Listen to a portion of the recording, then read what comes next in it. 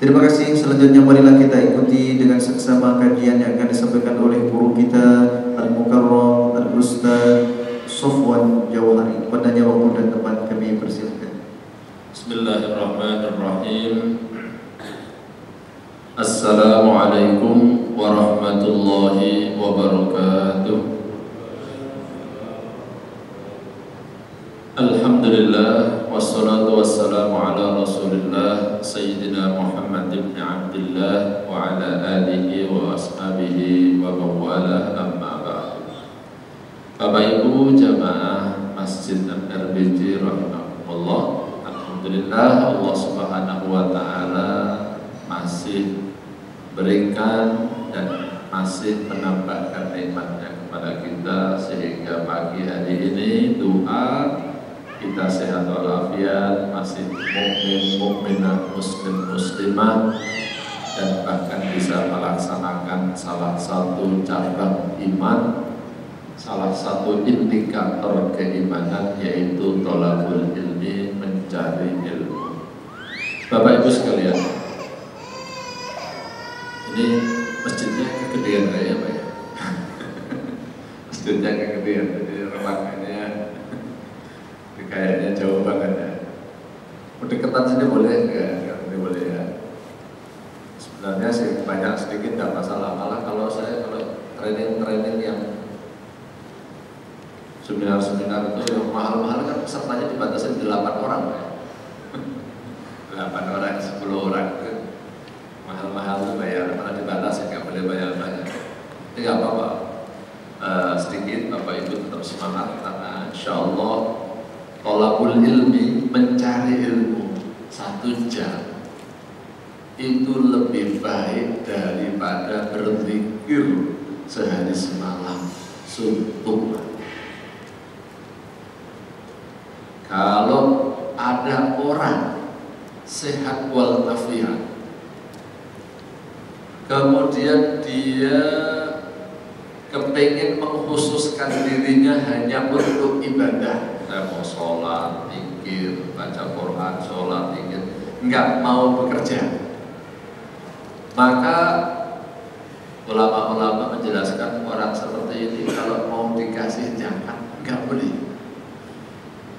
Tapi kalau ada orang yang dia sebenarnya bisa bekerja, tapi dia tidak bekerja karena dia mau belajar, maka orang seperti ini boleh dikasih zakat atas nama fisabilillah.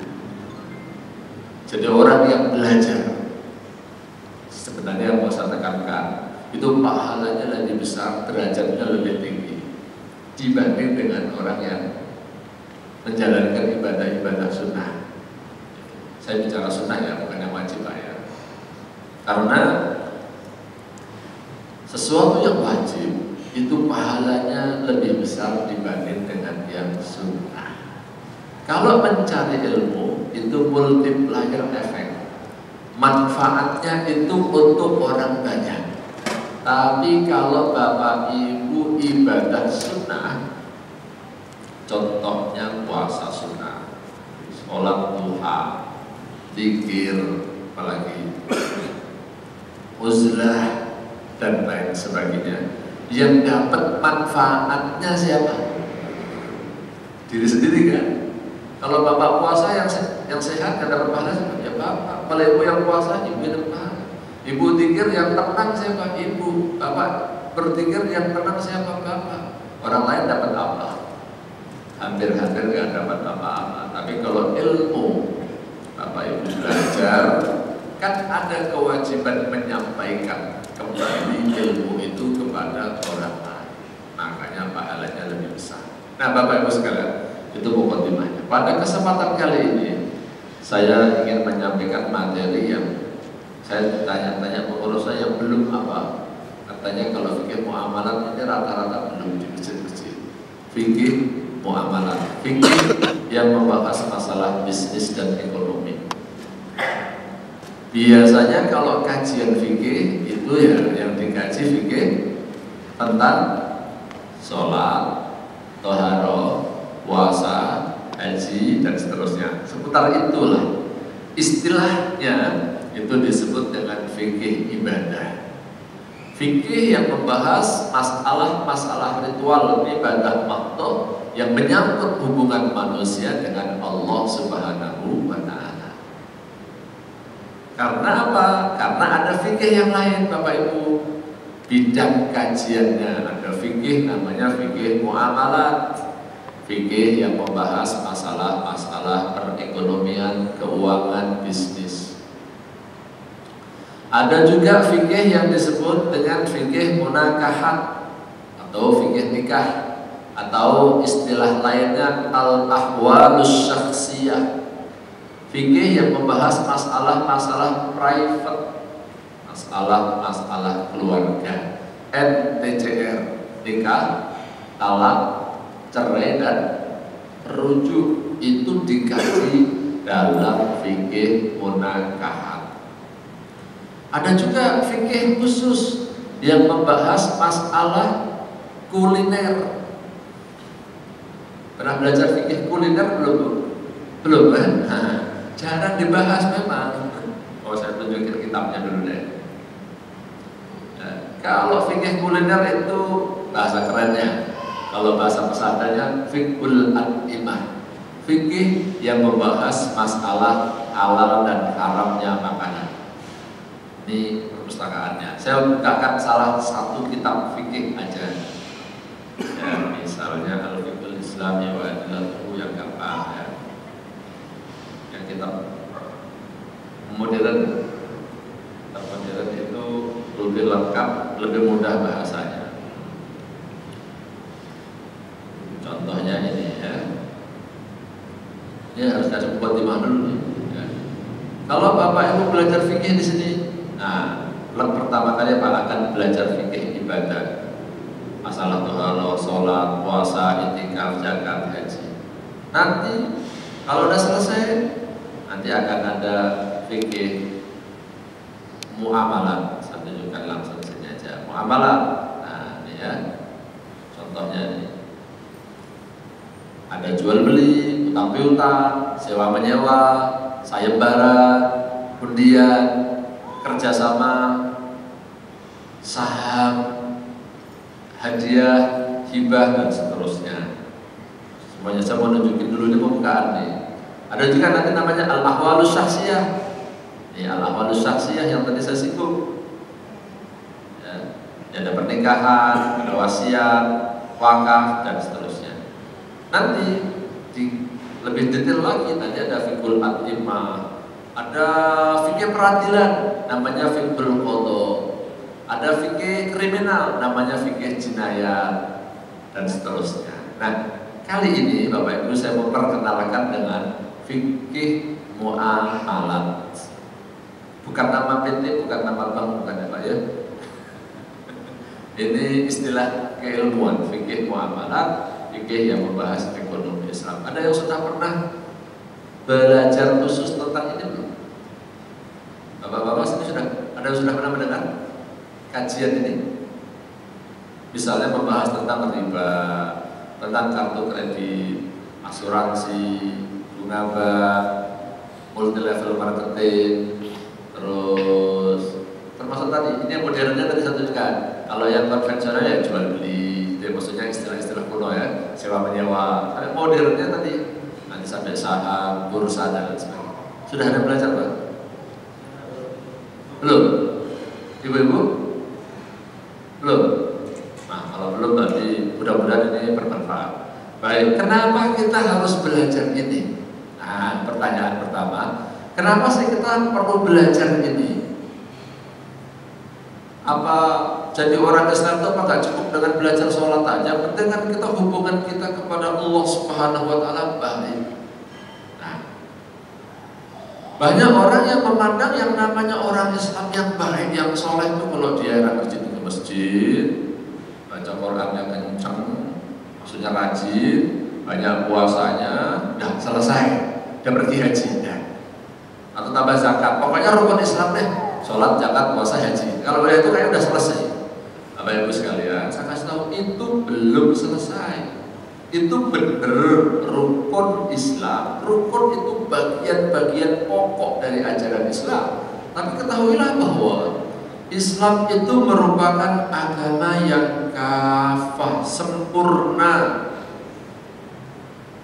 Dia tidak hanya membahas masalah-masalah ibadah makhluk yang mencakup hubungan vertikal kita dengan Allah Subhanahu wa taala saja, tetapi Islam sebagai agama merupakan the way of life, itu juga mengatur masalah-masalah bisnis, masalah-masalah perdagangan, masalah-masalah finansial. Malah kalau saya detail lagi ibu bapak sekalian, di dalam kitab Syu'abul Iman disebutkan bahwa 77 cabang iman, 77 indikator iman, itu salah satunya Bapak Ibu ya, itu adalah cerdas finansial, pinter cari duit, pinter menggunakan duit. Ya Bu ya, Pak ya, ini mungkin ada bedanya. Nanti Bapak Ibu bisa baca kitab Syu'abul Iman. Jadi orang mukmin itu harus cerdas mencari uang. Supaya apa? Supaya dia tidak ngarep-ngarep pemberian orang lain. Ngarep-ngarep pemberian orang lain itu bahasa Arabnya tomak. Bukan ngarep kepada Allah, tapi ngarep pada orang lain. Siapa yang mau ngasih saya? Ini kalau sebentar lagi kan lebaran ya Pak Ibu ya. Apa itu kalau lebaran tuh pikirannya biasanya apa? Pengen apa? Pengen dapat apa? Tuh THR kan Ibu kan? Pengen dapat THR terus atau apa lagi? Pengen dapat angpau, parcel. Nah ini contoh dalam Islam, ngarep-ngarep dari orang itu nggak baik, ya Pak ya.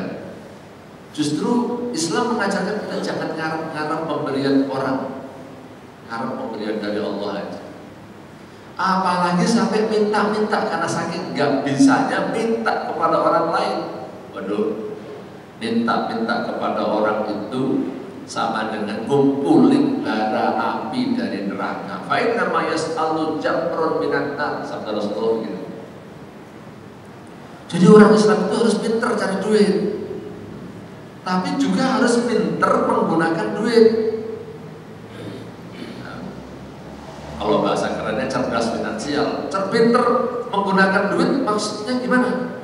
Gak boleh pelit, gak boleh mubazir, menggunakannya harus tepat, karena semua uang yang kita gunakan akan diminta pertanggungjawaban oleh Allah Subhanahu wa ta'ala. Sampai ada hadis sahih yang menyatakan begini.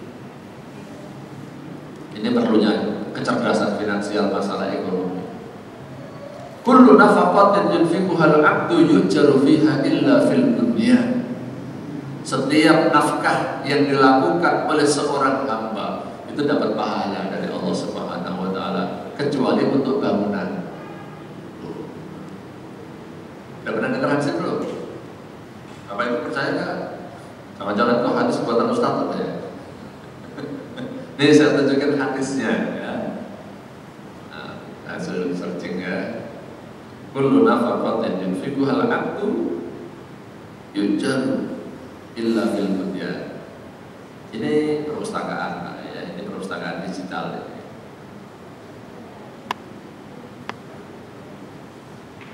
Kalau ada yang nggak percaya, enggak Ustaz, kayaknya hadisnya aneh gitu kan. Kullu nafaqatin yunfiquha al-'abdu. Bukan aneh sebenarnya, saya memang mencari materi yang jarang dibahas. Kalau yang sudah dibahas kan ya sudah, nggak usah itu biar searching dulu ya, biar nyari dulu. Kalau dalam bentuk slide-nya ya saya buat sebenarnya judulnya mengerikan ya, membangun rumah yang tidak ada pahalanya. Nah ini punya hadisnya begini, mudah-mudahan searchingnya belum ya. kullu nafaqatin yunfiquha al-'abdu yujaru fiha illa al-bunyan. Setiap nafkah yang dia nafkahkan oleh seorang hamba akan ada pahalanya kecuali bangunan. Jadi kalau bangun-bangun itu maksudnya bangunan-bangunan, di sini ada penjelasannya, bukan untuk masjid ya. Bangun rumah tapi berlebihan gitu loh, gampangnya bilang cepet ya. Itu contoh orang yang nggak cerdas. Bangun rumah penduduknya cuma 2, rumahnya tingkat 3. Akhirnya di atas gak ada yang pakai. Ada gitu gak? Penduduk anaknya cuma 1, bikin kamar rumah, kamarnya 7. Ada gak yang gitu? Akhirnya kamarnya buat apaan? Buat jin. Nah, jadi hal-hal yang seperti itu gak boleh. Ini berarti gak cerdas finansial. Kalau bapak ibu duitnya kelebihan, buat bangun masjid aja. Bangun masjid di Kalimantan atau di Sulawesi terserah gitu. Jangan jor-joran dalam bangunan rumah, membangun yang melebihi kebutuhan. Itu gak ada pahalanya. Itu namanya gak cerdas finansial ya. Kalau bahas sampai ke Solo, banyak jauh ya. Nah, itu udah ketemu hadisnya. Ada di dalam kitab Al-Mu'jamul Kabir oleh Imam At-Tabrani, ada dalam kitab Syu'abul Iman, dan ada dalam kitab Hilyatul Awliya wa Tabaqatul Asfiya. Bukan karangan saya, ada bukunya semua ya. Ini kitab hadis nih, Al-Mu'jamul Kabir tuh. Kalau Bapak sering dengar hadis riwayat Imam Tabrani, itu nama kitabnya Al-Mu'jamul Kabir salah satunya ya. Baik, saya kembali ke sini. Jadi ya, kenapa kita harus belajar fikih muamalat? Nomor 1, Bapak Ibu harus menyadari bahwa memang ini ajaran Islam. Islam itu mengajarkan kita bukan hanya dalam masalah ibadah mahdoh, tapi dalam masalah bisnis, dalam masalah ekonomi, Bapak Ibu juga harus mengikuti ajaran Islam. Dalam masalah perkawinan juga harus mengikuti ajaran Islam. Itu dalam masalah hukum, pengadilan, peradilan, itu juga harus mengikuti ajaran Islam. Oke, yang kedua, Bapak Ibu sudah sering mendengar ayat ini. A'udzubillahi minasyaitonirrajim. Wa ma khalaqtul jinna wal insa illa liya'budun.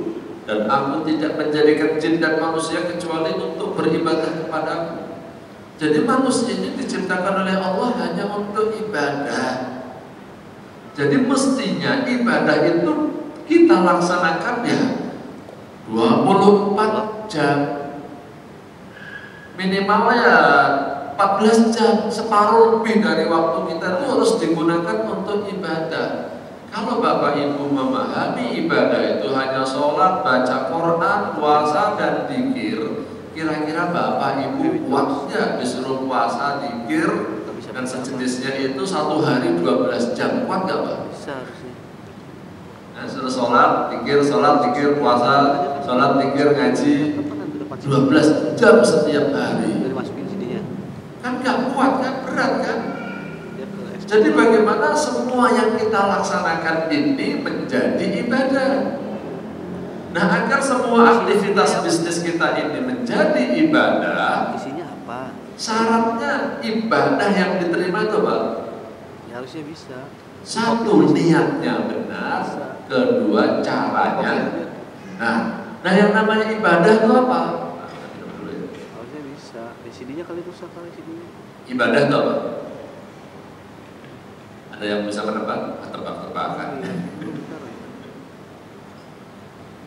Ibadah itu adalah ismun jami'un lima yuhibbuhullahu wa yardahu.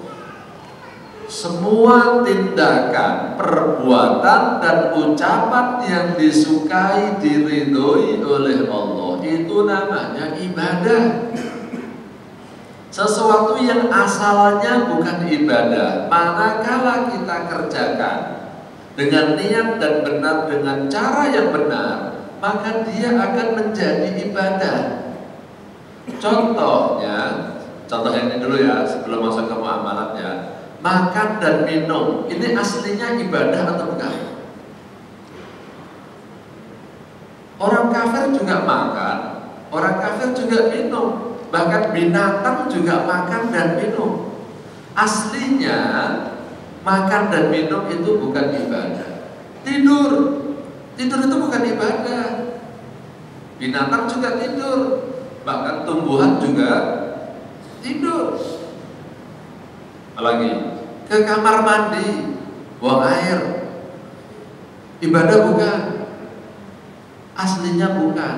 Tapi bagi seorang mukmin, mukminah, muslim, muslimah, makan, minum, tidur, sampai buang air di kamar mandi, itu bisa menjadi ibadah kalau niatnya benar, caranya benar. Kalau niat itu kajian akidah. Dan cara yang benar, misalnya kalau ke kamar mandi, ya dahulukan kaki kiri, keluar dahulukan kaki kanan. Niatnya apa? Saya niat ittiba, ikutin Rasulullah, dapat pahala. Makan pakai tangan kanan, minum pakai tangan kanan, baca Bismillahirrahmanirrahim. Jadinya ibadah itu. Nah, begitu pula dengan masalah muamalah. Bapak Ibu bisa nggak satu hari aja tidak melaksanakan aktivitas ekonomi dan bisnis? Satu hari aja bisa nggak? Bapak Ibu nggak jual, nggak membeli, nggak nyewa, nggak menggunakan jasa orang lain, bisa nggak satu hari? Ibu beli bensin, ya, Bapak beli makanan, naik bis, naik pesawat, itu semua aktivitas bisnis semua. Berasuransi, bertransaksi di bank, itu semua aktivitas bisnis. Nih, bagaimana nih supaya jual beli kita itu juga jadi ibadah? Karena kan Allah menciptakan kita untuk ibadah. Jadi kita juga harus berubah. Jual beli kita ibadah, sewa menyewa kita ibadah, kerja kita juga ibadah. Yang dagang, yang jadi pengusaha, usahanya juga dianggap ibadah. Bisa kalau caranya benar. Kalau caranya nggak benar, nggak jadi ibadah. Baik, saya mau nanya. Kalau hari Jumat di depan sini banyak jualan nggak, Pak? Banyak ya? Banyak ya. Kalau misalnya Bapak lagi datang, baru datang, udah ada, ya. Tapi haus. Kalau datang pas sholat Jumat itu, mau sholat Jumat, haus, ya, udah ada. Baru parkir, hotelnya udah mulai khutbah, tapi Bapak kehausan atau bahkan kelaparan. Ya. Bapak minum dulu atau ke masjid dulu? Beli minuman dulu atau ke dalam masjid dulu? Selama ini jangan rekayasa karena pelajaran ya. Biasanya gimana, Pak? Ibu-ibu sih pada nggak pada Jumatan, Pak ya? Bapak-bapak kita gimana? Minum dulu. Beli air dulu kan? Nah, kalau ibu-ibu kalau pas Jumatan misalnya nih, ibu lagi perlu, ada yang nggak bisa supir, tapi punya supir, atau yang nggak punya supir akhirnya naik bis atau naik taksi. Kalau mau berangkat itu nunggu setelah sholat Jumat atau saat itu juga lagi perlu tuh? Setelah itu, bener, pasti itu ya. Ibu pernah nggak naik bis atau naik kereta atau naik taksi pada waktu adzan Jumat itu? Tidak pernah ya? Pernah. Pada waktu khutbah Jumat, maksudnya bukan ibu yang khutbah, maksudnya di masjid lagi ada khutbah ya. Sholat Jumat, buat panggil taksi itu pernah ya? Nah, saya tanya, contoh bapak-bapak dan ibu-ibu yang tadi itu sebenarnya boleh nggak? Dapat pahala nggak? Saya jamin nggak dapat pahala, karena nggak boleh. Ini contoh yang gampang. Kenapa nggak boleh? Ayatnya jelas. Kalau sudah dikumandangkan Anda, itu kewajiban kamu adalah di masjid. Nggak boleh jual beli, wadarul bai', tinggalkan seluruh aktivitas bisnis kalian. Maka semua ulama sepakat bahwa berbisnis pada saat adzan Jumat sampai sholat Jumatnya selesai itu hukumnya haram. Jadi Bapak Ibu nggak usah tahan, salah sendiri katanya terlambat. Jangan malah beli minum dulu, beli minum dosa. Atau kalau nggak mau makanya di mobil ada airnya. Jadi sewaktu terlambat nggak perlu transaksi dulu. Bapak ibu transaksi pada waktu itu dosa. Yang jual perempuan sama aja. Perempuan melayani laki-laki. Laki-laki harusnya sholat Jumat. Supirnya kan laki-laki. Tuh kan ibu naik taksi di jalan. Kan saya nggak wajib Jumat ya, tapi kan supir taksinya laki-laki. Tuh siapa tahu non muslim. Ibu udah tanya dulu belum? Pak bapak muslim nggak? Ini kan negara Indonesia yang mayoritasnya muslim. Dugaan kita supir-supir itu adalah muslim. Ini contoh ya Bapak Ibu sekalian. Jadi ketika kita tidak tahu, selama ini mungkin kita melaksanakan hal seperti itu, nggak merasa bersalah. Tapi sadarilah Bapak Ibu sekalian bahwa melaksanakan itu juga salah. Akhirnya Bapak Ibu naik taksi, naik bis, ya, termasuk beli minuman itu nggak ada pahalanya jadinya, malah dosa. Nah itulah sebabnya kita perlu belajar fikih muamalah supaya aktivitas kita jual beli, sewa menyewa, kerja, dagang semua dianggap oleh Allah sebagai ibadah. Makanya orang yang pinter, ahli ilmu agama, dilihatnya kayaknya biasa-biasa aja, ternyata dia itu pahala semua Pak. Beda dengan orang yang ahli ibadah tapi nggak mau belajar. Ahli ibadah tapi nggak mau belajar, niatnya baik tapi ibadahnya salah-salah, ya nggak diterima. Apalagi masalah muamalatnya nggak bisa jadi ibadah. Nah makanya itulah perlunya belajar fikih muamalah. Jadi intinya apa? Supaya ada added value dalam setiap perbuatan yang kita lakukan ini bernilai ibadah, ada pahalanya di sisi Allah Subhanahu wa Ta'ala. Ada juga hadis yang menyatakan begini Bapak sekalian, man yuridillahu bihi khairan yufaqihu fid-din. Siapa yang dikehendaki oleh Allah untuk menjadi orang baik, ya, memang takdirnya ini bakal orang baik, maka salah satu caranya apa? Allah akan jadikan orang itu faham, ngerti tentang ajaran agamanya. Bagaimana Islam mengatur jual beli kita, jual beli yang benar gimana? Bagaimana Islam mengatur apa? Sewa menyewa kita, ya. Karena kita banyak yang nggak tahu gitu, kita tuh sering terjerumus ke dalam transaksi yang sebenarnya haram, tapi kita nggak sadar. Contohnya tadi jual beli saat ada sholat Jumat, atau ketika sholat Jumat sedang berjalan, atau ketika sedang khutbah. Di tempat lain, kalau di sini sih kayaknya sih nggak ada ya. Orang niatnya cari nafkah, bapak beli peralatan untuk sholat, beli minyak wangi, tapi jual belinya di mana? Di masjid, di dalam masjid maksudnya. Kan nggak boleh juga, jadi nggak ada pahalanya. Di halaman masjid boleh, di dalam masjid itu maksudnya ya ruang yang digunakan untuk ibadahnya itu, ya. Bukan komplek masjidnya. Kalau komplek masjidnya ya nggak apa-apa.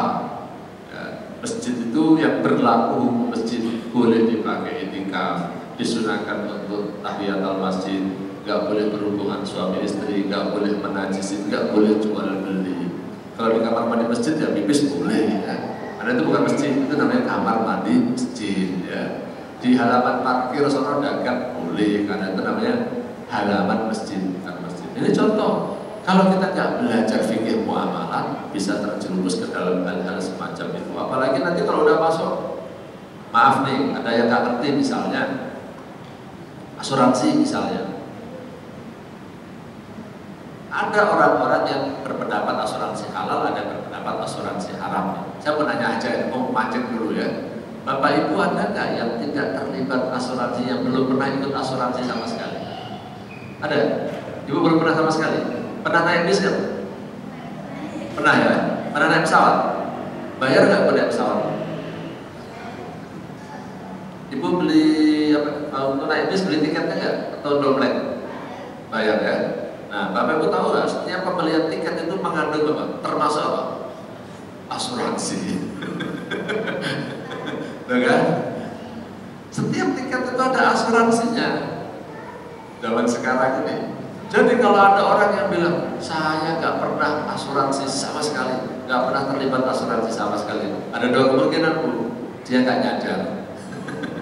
Ikut asuransi nggak nyadar, alias nggak ngerti. Sebenarnya berasuransi tapi nggak ngerti. Bapak-bapak, ada yang nggak pernah ikut asuransi? Saya bilang, saya tahu. Punya SIM nggak? Punya. SIM-nya nembak apa asli? Kalau SIM-nya asli, orang bikin SIM termasuk apa? Asuransi. Kecelakaan kan? Nah makanya jangan langsung memvonis pukul rata. Pokoknya haram semua asuransi.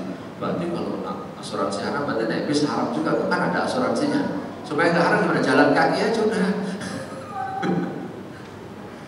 Ada loh orang-orang yang modelnya begitu ya, dalam kita ada juga ya. Jadi makanya nanti kita perlu kaji. Ini yang rame. Tapi saya mau nyebutin merek ya enak ya, tapi nggak usah nyebutin merek lah ya. Jual beli nitip sambil utang, bingung ya. Jadi minta kamu beliin saya makanan di sana ya. Duitnya pakai duit kamu, ntar anterin ke sini. Nah, itu lagi rame itu. Itu gimana itu? Kan ada larangan mencampurkan dua akad jual beli dan akad utang. Itu kan jual beli juga, suruh beliin, tapi duitnya belum kita kasih, suruh nganterin sini. Nah, itu lagi rame juga. Saya belum membahas halal haramnya ya. Tapi satu malam aja tadi malam ada orang nanya dua, dan itu pertanyaannya panjang. Nanti mau nanya atau mau konsultasi bisnis. Panjang banget. Saya suruh baca semua gimana? Saya mau baca kan? Saya aja sekarang belum pulang dari Isya. Dari Isya saya belum pulang gitu. Sudah pindah dari tadi mana pertama kali di Sukatani, habis Sukatani terus ke Tapos, terus Tapos ke sini. Suruh baca. Ini kalau mau nanya yang singkat. Artikel mungkin ada 5 halaman kalau suruh baca saya. Terus pertanyaan. To the point aja, nggak usah panjang begitu. Nanti siapa yang mau baca juga? Kapan saya mau baca? Jadi Bapak Ibu sekalian, jadi kita perlu belajar fikih muamalah juga supaya semuanya jadi ibadah, supaya kita memang ditakdirkan jadi orang baik dalam segala hal. Jangan cuma baik sholatnya, tapi giliran urusan bisnis tadi ternyata banyak dosanya. Nanti kita kasih tanya jawab Bapak Ibu sekalian, jangan khawatir ya. Ada juga pernyataan Umar bin Khattab yang menyatakan la yabi'u fi suqina illa man yafqahu wa illa akala riba sya'a am aba. Tidak boleh berjualan di pasar kami kecuali orang-orang yang sudah ngerti fikihnya jual beli. Kalau tidak, nanti dia akan terjerumus ke dalam riba, sengaja ataupun tidak. Nah, ini saya kasih contoh lagi. Mengkritisi sebagian ustadz yang pukul rata. Kalau bilang, ustadz bagaimana hukumnya jual beli saham misalnya, dia bilang haram. Kenapa? Saham itu gak ada wujudnya. Ustadz tahu gak cara jual beli saham? Kagak. Siapa bilang saham gak ada wujudnya? Ibu bapak aja yang gak ngerti saham itu ada wujudnya. Saham itu bisa diambil sahamnya. Urusan ibu bapak nggak mau ngambil, bukan ibu bapaknya nggak mau sendiri kan? Kenapa kalau beli saham itu ada wujudnya? Datang ke KSEI, Kustodian Efek Indonesia, ya. Kalau KSEI kependekannya, Anda kalau mau ambil saham itu sebenarnya bukan jual beli kertas, saham itu jual beli perusahaan. Saham itu ada perusahaannya. Nah. Tapi kan, banyak orang tapi kan, kalau bilang tapi kan saya tanya, apa itu sekalian? Jual beli buah-buahan halal nggak Bu? Halal. Yes ya. Pak, jual beli buah-buahan halal nggak? Kalau jual beli buah-buahan yang timbangannya 8 on dibilang 10, apa 1 kilo halal apa haram? Tuh, tadi katanya Ibu jual beli buah-buahan halal. Yang bener karena sama. Berasuransi, ya berapa tadi? Saya biasa tadi saham. Kalau yang caranya benar ya nggak dosa. Kalau masalah salah caranya itu kan orang yang ada dia nggak mau melaksanakan syariat Islam. Makanya kita perlu belajar bagaimana nanti kalau mau asuransi yang halal, jual beli kredit yang halal. Mau jual beli saham yang haram. Kalau mau bicara jual beli yang haram banyak. Bahkan jual beli air boleh nggak, Bapak? Saya tanya, jual beli air boleh nggak? Ada loh Pak, hadis yang menyatakan Rasulullah itu melarang menjual air, benar kan? Nah, kenapa Bapak setiap hari beli air? Maka dosa tuh. Nah ini contoh ya masalah-masalah yang kita perlu kaji. Yang dimaksud air yang mana nih? Kok Rasulullah melarang jual beli air, tapi sekarang kita jual beli air setiap hari. Kayaknya orang Jakarta dan sekitarnya minumnya beli semua. Padahal jelas hadisnya Rasulullah melarang kita menjual air. Nah, ya. Saya belum membahas hukumnya Bapak Ibu sekalian. Jadi saya menunjukkan betapa pentingnya kita mempelajari fikih muamalat karena masih banyak hal dari masalah-masalah fikih muamalat dalam ajaran Islam yang kita belum tahu sehingga kita terjerumus ke dalam hal-hal yang diharamkan. Ini baru muqaddimah ya. Saya mau lanjutkan, tapi kalau ada pertanyaan saya kasih pertanyaan dulu. Silakan. Yang mau bertanya, silakan. Soalnya saya tadi dikasih waktu cuma sampai jam 8. Kalau saya habisin sampai jam 8, nanti nggak bisa tanya jawab kan? Jadi ini ada 15 itu. Tapi atau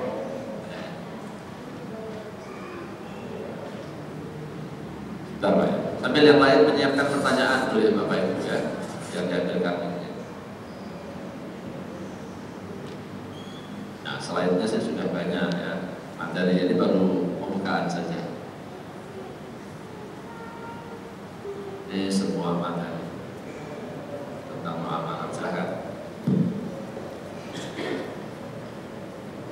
Assalamualaikum warahmatullahi wabarakatuh. Tadi Ustaz mengatakan bahwasanya kalau kita pergi beli bapak sudah mulai itu jatuh hukumnya kepada haram. Contohnya tadi minum air kita haus, kita beli dengan pelaksanaan jual beli transaksi itu dianggap haram. Bagaimana kalau seorang yang sangat haus sekali dalam perjalanan, cuaca kita ini begitu panas terik, kalau tempatnya agak jauh seperti saya tempatnya jauh sampai sini, pada depan ada haus, sangat haus. Kalau saya terus menghadiri ini tidak khusyuk untuk dengar khutbah dan tidak khusyuk pula nanti sholatnya, saya beli air itu. Tadi katanya haram. Haram kita jual beli apabila sudah azan. Apakah tidak ada keringanan? Tidak ada rukhsah di situ? Karena ada alasan. Nah, itu pertanyaan saya. Apakah itu saya tahan haus itu sampai akhir daripada Jumat? Nah, itu akan mengganggu saya di dalam kekhusyuan dengan khutbah dan sholat berjamaah. Demikian. Jawabnya adalah Waalaikumsalam warahmatullahi wabarakatuh. Solusinya ketika saat pertama orang sholat Jumat itu kan nggak jauh-jauh. Kalau orang pergi jauh kan dia namanya musafir. Kalau musafir kan dia udah nggak wajib sholat Jumat. Nah, jadi Jumatan itu memang diperuntukkan orang yang mukim, yang tidak bepergian jauh. Jadi kalau bilang jauh banget, biasanya kalau jauh banget dia kan nggak wajib Jumatan. Nah, kan? Yang kedua, Jumatan itu kan disuruhnya sama Rasulullah datang duluan. Segera ya. Yang datang duluan pada saat-saat pertama maka sama dengan orang yang bersedekah dengan seekor unta, yang kedua dengan seekor sapi, yang ketiga dengan seekor kambing, yang keempat ayam dan seterusnya ya. Nah, jadi solusinya gimana? Kalau memang tidak musafir, berangkat Jumatan jangan ngepas ya, jangan ngepas. Nah, masalahnya ini menjadi memang saya melihat berbeda banget ya antara zaman saya kecil dengan sekarang. Kalau zaman saya kecil itu orang tuh kalau Jumat itu jam 10 itu sudah ada, kalau di kampung saya ada semacam tanda gitu ya. Tanda kalau di Makkah Madinah kan ada adzan pertama gitu kan, kayak sholat subuh kan 1 jam sebelumnya. Sekarang kan kita nggak ada, umumnya ya, tidak semuanya di Jakarta ini mempercayai adzan Jumat itu cukup sekali saja. Kalau tuh ada yang adzan Jumat 2 kali, itu juga jaraknya nggak terlalu jauh. Ya ini nggak salah ya, nggak salah. Tetapi masyarakat mensikapi salah. Mensikapi salah apa? Mau ke masjid curhat belum ada katanya. Nah kalau di kantor-kantor malah beberapa ya, tidak semuanya, itu ada yang marah. Karyawan ini bukan kantornya, ada karyawan-karyawan standarnya kalau sholat Jumat itu jam 12. Oh jadi duhurnya setengah 12 itu mereka pada masuk ke ruang sholat Jumat jam 12. Nah kalau saya yang jadi khotib itu, saya bilang tunggu aja dulu, jamaahnya masih sepi, ngapain dimulai, saya bilang nanti terlambat. Diundur 15 menit, 20 menit itu tidak membatalkan, tapi kalau saya khutbah yang datang cuma 20 orang itu malah khilafiyah.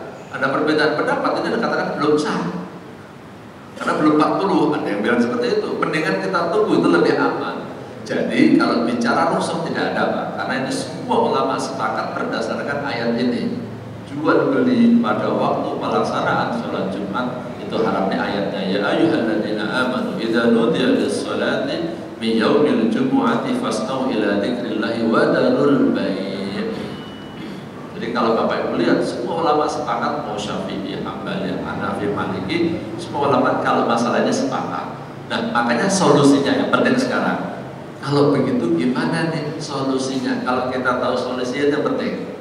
Kalau Bapak Ibu, khususnya Bapak-bapak, Ibu kan jarang Jumatan. Pertama, usahakan sholat Jumat itu berangkatnya jangan pada mepet-mepet.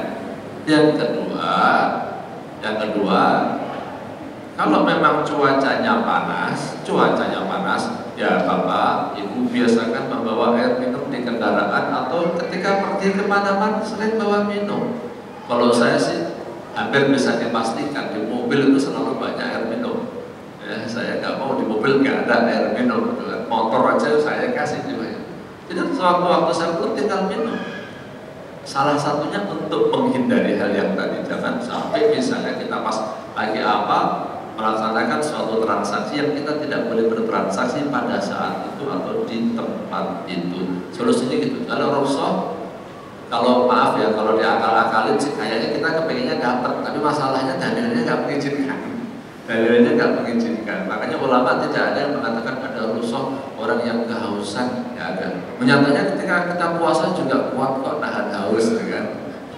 Ketika kita puasa nahan haus kuat. Makanya solusinya adalah datang lebih awal atau membawa minum ketika kita berangkat sholat Jumat supaya kita tidak transaksi. Terhitung sejak adzan sampai salam. Adzan yang dimaksud adzan yang kedua ya, bukan adzan yang pertama. Kalau adzan yang kedua yaitu adzan yang khotibnya sudah naik ke mimbar sampai salam. Dan tunggu itu paling 30 menit, paling banter 45 menit. Karena khotib itu di mana-mana dikasih waktu 20 menit. Saya kalau khotbah rata-rata itu ditulisin situ. Sama kalau enggak yang baru-baru pengurusnya Ustaz khotbahnya 15 menit sampai 20 menit ya. Nah, khotbah enggak panjang-panjang kok. Tahan 45 menit. Gitu Pak ya kira-kira solusinya. Jelas ya?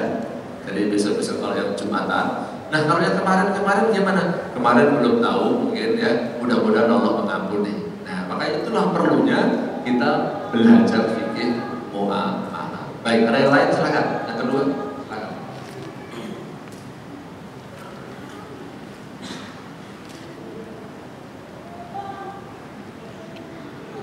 Assalamualaikum warahmatullahi wabarakatuh. Waalaikumsalam. Ada 2 pertanyaan ya Pak Ustaz. Yang pertama untuk penggunaan kartu kredit. Kartu kredit.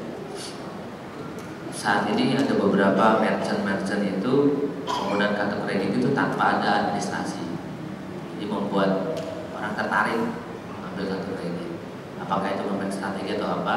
Tapi yang saya pahami seperti di beberapa SPBU itu menggunakan kredit nggak kena cas, bahkan biaya tahunan juga free sampai seperti itu. Nah, tapi di kebalikannya di rumah sakit malah kena. Nah ini saya bingung. Yang mau saya tanyakan, adakah bukan keringanan maksudnya penggunaan kartu kredit? Jujur mungkin masih banyak orang-orang muslim kita menggunakan kartu kredit. Ada beberapa pendapat yang berpikiran bahwa tergantung penggunaannya dan tadi kembali pada niatan. Nah ini masih friksi lah seperti itu. Mohon penjelasannya. Yang pertama, yang kedua terkait pembelian rumah bosan. Saat ini sedang booming-boomingnya developer syariah. Tapi beberapa diskusi komunitas kita ya bukan memperhitungkan, tetapi kita mengkalkulasikan bahwa jatuh-jatuhnya kalau misalkan ke konvensional itu lebih mahal ke developer yang syariah. Nah jadi kita bingung gitu loh. Ini konsepnya syariah tetapi kok lebih mahal syariah dibandingin konvensional, lagi kita bingung. Yang mohon arahannya Pak Ustaz. Terima kasih. Assalamualaikum warahmatullahi wabarakatuh. Waalaikumsalam warahmatullahi wabarakatuh. Kalau mau kartu kredit, karena ini pertanyaan jadi saya jawab singkat aja. Kalau materinya sebenarnya ada tersendiri, ya butuh waktu panjang juga Pak ya. Kartu kredit itu ada yang konvensional, ada yang syariah. Aturannya berbeda banget antara konvensional dengan syariah. Kartu syariah itu lebih rumit, lebih rigid, makanya dia kurang laku. Hanya peraturan, khususnya pada pihak bank. Kalau konsumen nasabah, mungkin dia nggak terlalu merasakan bedanya. Tapi khususnya pihak bank yang mengeluarkan kartu kredit itu banyak aturannya. Makanya yang mengeluarkan kartu kredit syariah sampai hari ini baru 2, BNI sama Danamon. BNI syariah sama Danamon syariah baru 2. Yang lainnya masih konvensional. Konvensional sebenarnya masalahnya itu adalah pada riba. Maka kalau Bapak Ibu menggunakan kartu kredit, gunakanlah kartu kredit yang tidak ada ribanya. Ini nanti kapan-kapan aja detail ya. Simpelnya gimana? Simpelnya gimana? Saya buat sederhananya. Bapak Ibu kalau mau pakai kartu kredit yang tidak ada biaya-biaya tambahannya, adalah ya. Saya punya kartu kredit banyak. Alhamdulillah kalau saya sih nggak mau bayar iuran tahunan, nggak mau Pak. Tapi saya tidak menganjurkan Bapak Ibu pakai kartu kredit ya. Ini ada strateginya, ada cara-caranya, ada yang dianjurkan, ada yang dilarang, ada yang sebaiknya tidak usah pakai. Ya. Iuran tahunan pun saya nggak mau. Saya kalau ditanya iuran tahunan, sebelumnya saya bilang saya mau tutup aja. Ya, kalau pakai iuran tahunan tutup aja udah, nggak usah. Yang lain juga masih banyak. Apalagi sampai kena surcharge, kena charge atau processing fee atau administration fee, apalah namanya. Jangan mau. Itu sebenarnya riba yang dipoles-poles bahasanya. Ya, jadi jangan pernah mau. Kalau misalnya ada promosi yang cicilan 0% istilahnya, nah itu Bapak Ibu harus teliti juga ya, karena kadang-kadang dibilang cicilan 0% tapi dia kena biaya administrasi, kadang-kadang diakalin juga ya. Nah bener-bener ada tambahan atau tidak ada. Kalau 0 sama sekali, harganya benar-benar sesuai yang kita bayar juga, itu nggak masalah ya, karena nggak ada riba. Tapi saya tidak menganjurkan semua orang pakai kartu kredit. Saya bilang kalau karyawan sebaiknya nggak usah kartu kredit, kecuali karyawan yang sering ditugaskan keluar kota atau keluar negeri, mungkin ada baiknya pakai kartu kredit. Kalau pengusaha dagang, kalau nggak pakai kartu kredit kayaknya malah tambah ribet. Apalagi pengusaha yang tingkatannya udah sering keluar negeri, kalau nggak pakai kartu kredit tambah repot ya. Gitu Pak, sederhananya ya. Detailnya nanti kapan-kapan ada slide-nya tersendiri. Ibu kalau pakai kartu kredit jangan gunakan tarik tunai di ATM, jangan gunakan gesek tunai di merchant, ya. Jangan bayar tagihan secara cicilan. Waduh, bunganya kartu kredit itu gila, saya bilang. Bapak Ibu banyak yang nggak ngerti cara ngitungnya kartu kredit. Bapak Ibu itu kalau sekarang transaksi, misalnya ini tanggal berapa nih? 29 Mei ya. 29 Mei yang ditagihkan misalnya 23 Juni. 23 Juni misalnya Bapak Ibu pakainya 10 juta, 23 Juni ditagih, Bapak Ibu bisa bayar 2 juta. Bapak Ibu ngerti nggak dihitung bunganya berapa? Dihitung bunganya itu 10 juta dari hari ini, bukan sisanya yang 8 juta. Rata-rata kartu kredit itu cara hitungnya begitu, dihitung dari tanggal transaksi, bukan tanggal ditagih. Jadi kalau Bapak Ibu nggak bayar lunas pada waktu, langsung kena bunga yang sudah berjalan kemarin. Itu banyak orang yang nggak ngerti cara ngitung kartu kreditnya. Ya kan? Oke, kalau masalah pricing, Bapak Ibu sekalian, pricing menentukan harga itu diserahkan kepada mekanisme pasar. Islam tidak menentukan harga-harga barang, mau murah atau mau mahal terserah. Jadi mahal dan murah itu bukan ukuran syariah atau tidak di sebuah bisnis. Ya, jadi pertanyaan Bapak tadi, Pak KPR pakai bank syariah lebih mahal, kayaknya malah nggak syariah. Jadi saya mau katakan, sebuah bisnis dikatakan sesuai syariah atau tidak itu sama sekali tidak ada kaitannya dengan harga. Harga mau mahal mau murah itu terserah mekanisme pasar. Yang penting antara penjual dengan pembeli sama-sama ridho dan tidak ada tindakan kebohongan dan penipuan. Mau mahal nggak apa-apa Pak. Tidak semua yang mahal itu bertentangan dengan syariah. Jadi kalau misalnya ada yang KPR rumah atau KPA apartemen yang harganya mahal, itu tidak bisa mengatakan dia tidak syariah. Kenapa? Karena lebih mahal. Kalau semua yang mahal dianggap bertentangan dengan syariah, Bapak Ibu haram makan di restoran. Bapak Ibu air minum yang ukuran 350 mili, kalau Bapak beli di Alfamart atau di Indomaret atau di warung-warung itu pasarannya berapa? Yang 350 ml botol kecil itu harganya berapa? 2.000 kan? Kalau Bapak ke restoran sebelah, nggak usah disebutin kan? Restoran apa aja? Restoran standar itu air minum yang 350 ml harganya berapa? Berapa Bu? Perhatiin kan? 10.000 restoran loh, saya bicara restoran 10.000 tambah pajak. Ditulisnya 10, nanti di bawahnya setelah saya tambah pajak 10%, jadinya berapa? 11.000. Kadang-kadang malah ada pajaknya 20% pajak restoran kan. 12.000 loh Pak. Anggap murah-murahnya 10.000. Dan padahal pasarannya 10.000. Kok itu jual 10.000? Haram? Haram nggak? Kopi hitam harganya berapa Pak? Kopi hitam harganya berapa Bu? Satu cangkir kopi hitam 3.000. Tapi kalau black coffee harganya berapa? Namanya saya ganti black coffee. Harganya berapa satu cangkir? Atau original coffee harganya berapa itu? 25.000 kan? Kadang-kadang barangnya sama persis. Kopi yang satu saset Rp1.000 itu, kalau kita lagi naik pesawat pengen minum kopi, itu berapa kopi? Mahal kan? Nah, ini saya cuma mau menekankan, mahal dan murah itu tidak menjadi ukuran syariah atau tidak syariah. Jadi kalau ada orang jual rumah melalui KPR syariah, kok ternyata lebih mahal, itu tidak menjadi vonis bahwa dia tidak sesuai dengan syariah. Kenapa bank syariah itu lebih mahal daripada bank konvensional? Bapak Ibu saya kasih tahu. Tapi saya tanya dulu Bapak ya, maaf ya, Bapak Ibu di sini yang punya rekening di bank konvensional, tapi tidak punya rekening di bank syariah, ada nggak? Bapak yang hadir di sini punya duit di bank konvensional, bukan syariah, tapi nggak punya di yang bank syariah, nggak punya, ada? Di antara yang hadir, ada kan? Nah itu sebabnya Pak.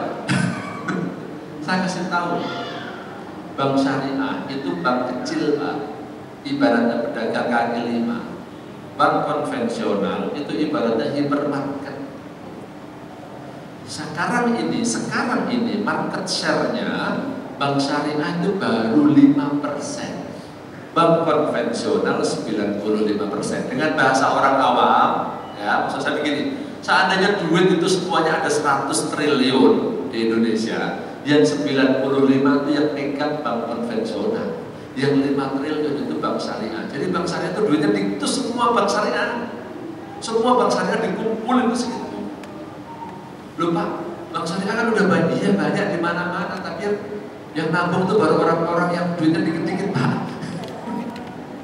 Saya kan suka perhatiin orang kalau di bank syariah itu kalau nyetor duitnya masih bisa dipegang tangan lah ya, masih bisa diselipin ke buku.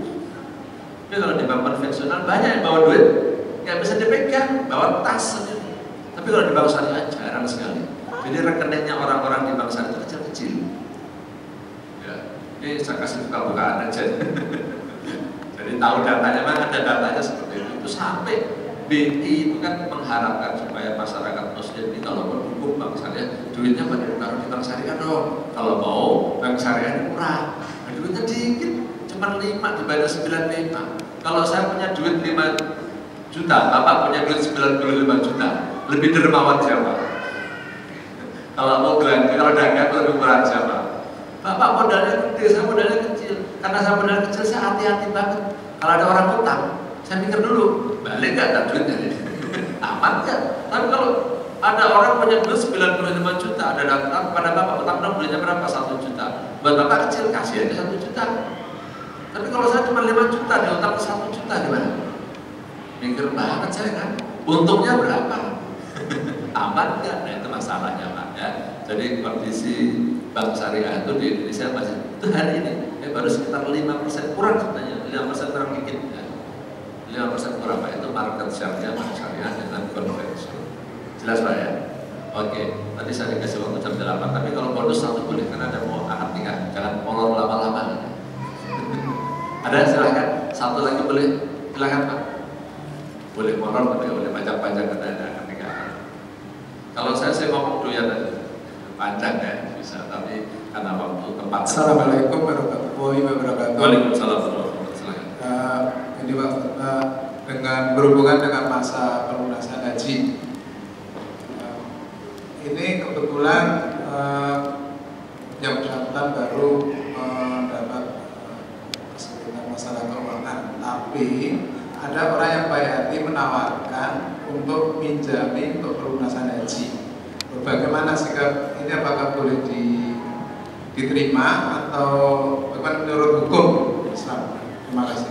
Dipinjamin gitu aja atau ada bunganya? Enggak ada. Oh, enggak. Cuma dengan dia dengan dirinya. Karena beliau juga mau naik haji. Oh gitu. Enggak masalah Pak. Ya, enggak masalah. Bapak Ibu kalau mau haji, mau umroh, mau ibadah yang lain dengan sistem utang itu enggak salah. Yang penting utangnya Bapak Ibu bayar. Ya. Nah, Bapak Ibu bayar kalau Bapak Ibu secara matematika bisa membayar. Jadi saya katakan ada slide juga Pak ya. Masalah ibadah dengan cara cicilan itu gimana dalam Islam ya. Asalkan Bapak Ibu punya uang yang rencana digunakan untuk membayar, boleh. Bahkan sebagian ulama mengatakan tetap wajib Pak. Itu namanya Bapak mampu. Misalnya sekarang udah waktunya pelunasan nih, contoh nih ya, contoh yang gampang. Sekarang waktunya pelunasan, harus dilunasi bulan Ramadan. Bapak Ibu nggak punya duit, tapi punya warisan. Cuman warisannya belum laku. Ya, punya tanah, punya rumah tapi belum laku, punya deposito tapi belum cair, punya uang di orang, di utang tapi belum dibayar. Nah sekarang Bapak harus bayar haji. Haji itu wajib. Kalau Bapak nggak lunasin sekarang belum tentu dapat lagi. Bapak mampu bayar, tapi dengan cara utang. Ntar saya bayar pakai itu kalau udah laku. Maka sebagian Bapak mengatakan tetap wajib, bukan hanya boleh, wajib karena Bapak Ibu tergolong mampu untuk melaksanakan haji, mampu berhutang dan mampu untuk membayar. Nah, yang nggak boleh itu Bapak Ibu nggak ada cadangan yang mau digunakan bayar, kemudian ngutang. Ngutang itu nggak semuanya jelek. Ya. Memang Rasulullah mengajarkan kepada kita doa Allahumma inni a'udzubika min ghalabatin dain, kan? Yang dilarang itu yang ghalabah, bukan semua dain. Dain itu kadang-kadang baik, ya. Cuman nanti harus belajar Hutang yang baik yang bagaimana? Ini ada yang punya usaha leasing nggak ya ada di sini? Tukang kredit ada? Saya mohon maaf kalau ada ya. Kalau saya ajarin ya, hutang yang baik itu cuma dua. Satu, untuk usaha. Ini baik secara agama dan baik secara ilmu ekonomi. Satu, untuk usaha dikembangkan. Yang kedua, hutang untuk membeli rumah. Bapak Ibu nggak punya rumah, hutang beli rumah itu baik. Ya. Tapi kalau maaf nih, kalau ibu bapak hutang untuk beli HP, hutang untuk beli panci, hutang untuk beli kompor, hutang beli mobil, hutang beli motor, itu hutang yang tidak baik. Saya bicara baik di sini secara agama dan secara bisnis ya. Hutang untuk beli motor itu nggak baik, hutang untuk beli mobil itu nggak baik. Kalau untuk beli rumah, ibu bapak nggak punya rumah, beli hutang nggak apa-apa. Ya.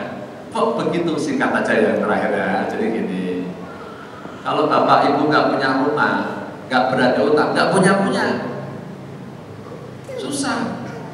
Kalau bapak ibu beli rumah hutang nggak apa-apa, bayar aja.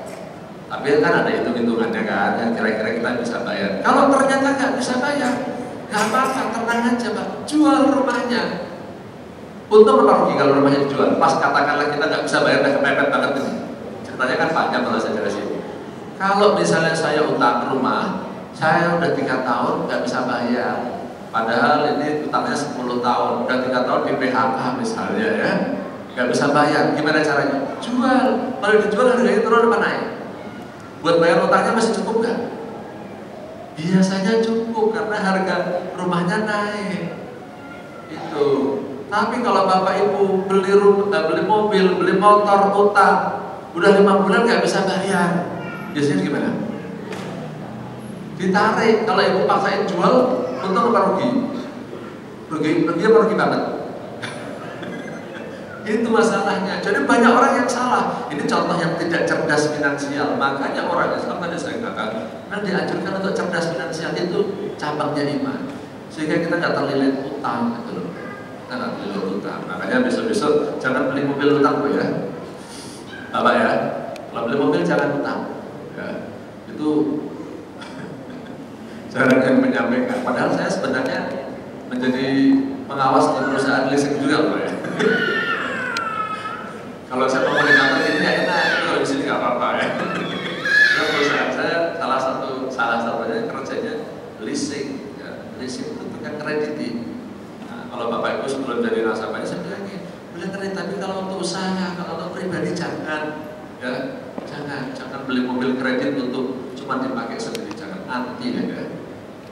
Nanti kapan-kapan boleh disambung lagi kalau diperlukan. Kalau bapak ibu tadi udah nyatet nomor telepon saya, kalau mau bertanya singkat tapi ya jangan kasih artikel panjang, saya suruh baca, sempat bacanya nanti ya, tanya singkat pendek, kasih namanya, insya Allah nanti saya jawab lewat WhatsApp aja, biar nggak kena pulsa, nggak kena bayaran ya, gratis ya, asal konsultasi tentang hukum agama termasuk hukum bisnis ya. Tapi sekali lagi yang pendek aja, jangan panjang-panjang, saya nggak sempat bacanya nanti.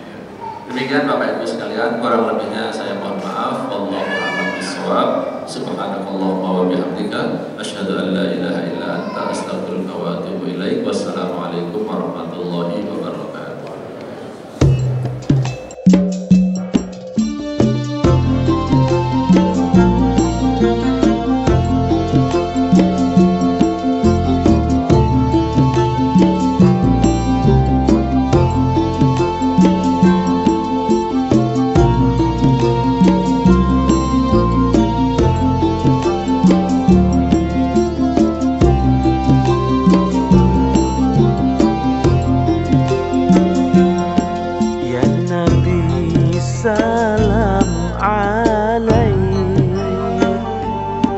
Ya Rasul salam alaik,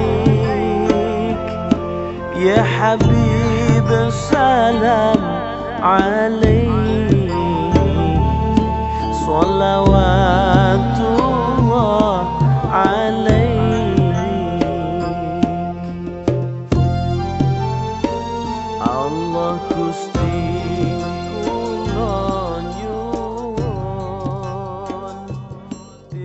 السلام